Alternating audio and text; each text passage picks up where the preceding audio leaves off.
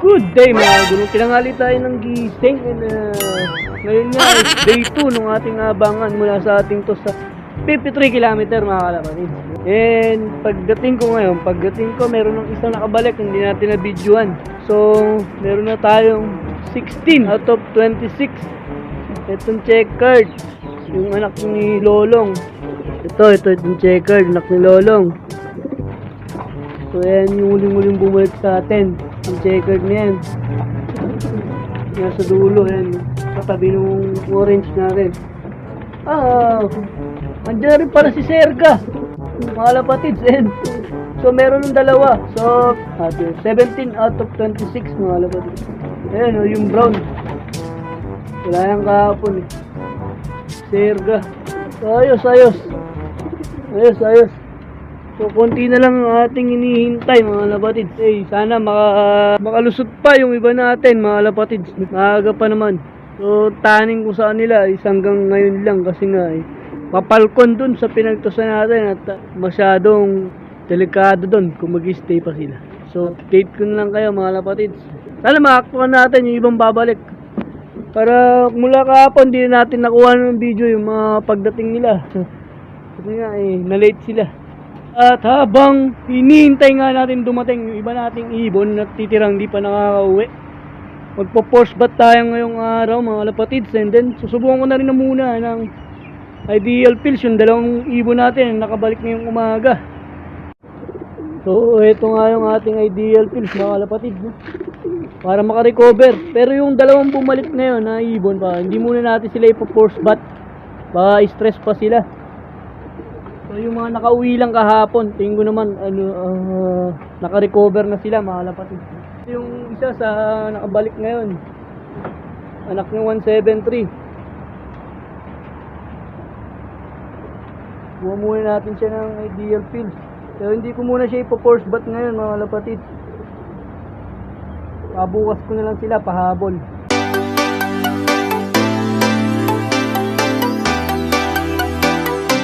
Balik ngayon si Serga, mga lapatid, anak ni Sexy. Subukan din natin siya ng ideal piece, pero di ko rin siya ipo-force bat today mga lapatid.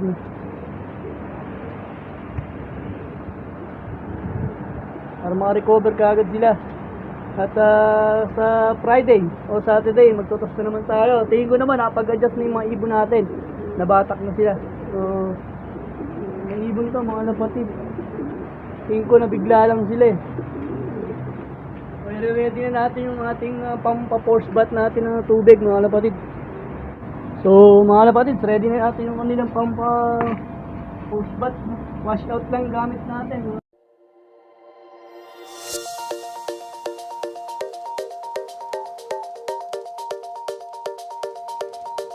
Yung camera natin, lalagay ko na lang dito mga lapatid para pag may dumating, ma-videoan din natin.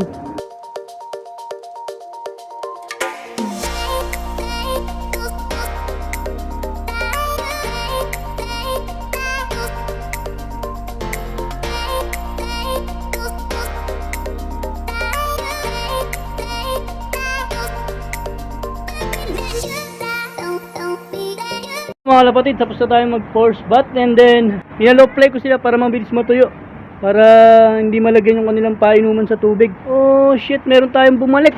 Hindi ko na na-videoan na naman mga lapatid. Habang ayos tayo nung pinag-force bat natin na yun, may yung black check na doble yung singsing.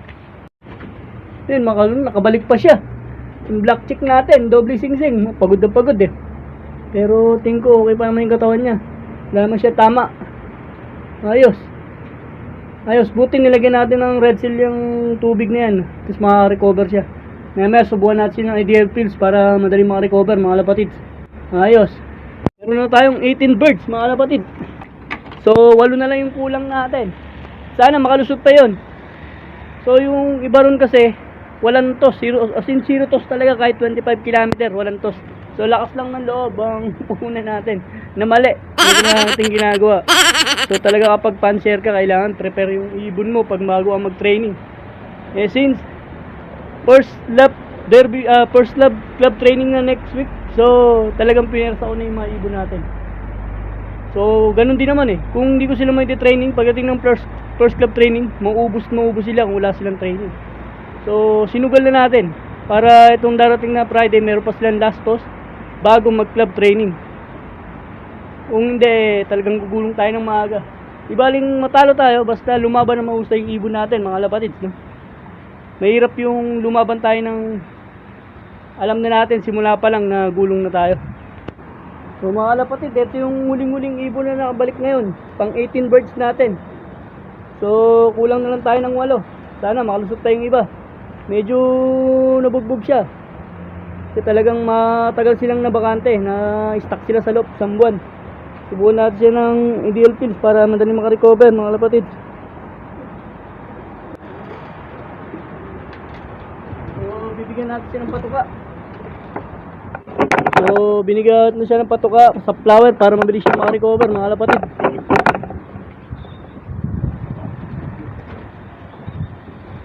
Kain. So sana kumain siya. Subukan natin siya ng ideal pills para makarecover, para pwede pa natin siya ito sa Friday or Saturday bago ang first club training, mga lapatid. Kasi sa first club training natin, mga lapatid, is 165 na kilometer. So kailangan talaga natin silang pinush. Although mali talaga yung ginawa natin, mga lapatid, pero talagang kailangan din natin sila i-prepare para makauwi pa sila sa loop natin. So abang-abang pa tayo, mga lapatid. Although di natin nakikita yung pagbalik ng mga ibon kasi nga busy tayo, pero sana sa mga susunod makuha na natin yung pagbalik ng mga ibon natin. Update ko na uli kayo, mga lapatid. Bye. Napakagandang sinyales, mga lapatid, yung mga ibon natin na pinakawala yan, nagre-raging pa sila. Ibig sabihin, recover na sila, mga lapatid, sa toss nila kahapon. At kahit basa pa sila, talaga naman nagre-raging pa sila, mga lapatid. Pinorse bat natin sila and then pinlo-apply natin. Pinopen loop natin para matuyo kaagad sila. And then nagre-raging pa sila, mga lapatid. Ayos. Tingin ko maganda yung kondisyon nila at naka-recover kaagad sila. Sana magtuloy-tuloy hanggang dulo, mga lapatid. At doon sa mga hindi pa natin nakakabalik na 8 ibon, sana dumating din sila ngayong araw para maka-recover sila at may sama natin sa last toss natin bago ang club training. Oras nga natin, mga lapatid, is mag-alas 10 na. Tingin ko may hirapan na ulit makabalik kung tirang 8 ibon natin. Tingin ko sa hapon na yun, paglilim. Update ko na lang kayo mamaya at bababa na rin ako. Tignan natin kung hanggang hapon kung makakauwi pa sila. Update tayo ngayon, mga lapatid, no? Silipin uli natin yung mga ibon natin. Alas 11 na, pero tingin ko talaga pag antong oras na, may hirapan na talaga tumagos yung mga ibon. Gawa pa ng stress sila kahapon dahil wala silang kain, tapos mainit pa ngayon. Tingin ko hapon na, pero babakasali lang tayo na meron pa uling lumusot. So kaninang maga nakatatlo na tayo, so 8 na lang yung kulang natin, mga lapatid. Grabe, lipad na lipad yung mga ibon natin, mga lapatid. Gawa nga nag-open loop tayo. Gano yung muscle nila, relax naman, mapagpag. So silipin natin kung may tumagos. Karamihan sa mga nawawala pa natin off color. Wala yung red bar natin, yung brown grizzle natin, saka yung isang orange natin, mga kalapatids, no? And 2 velvet black, saka 2 checkered.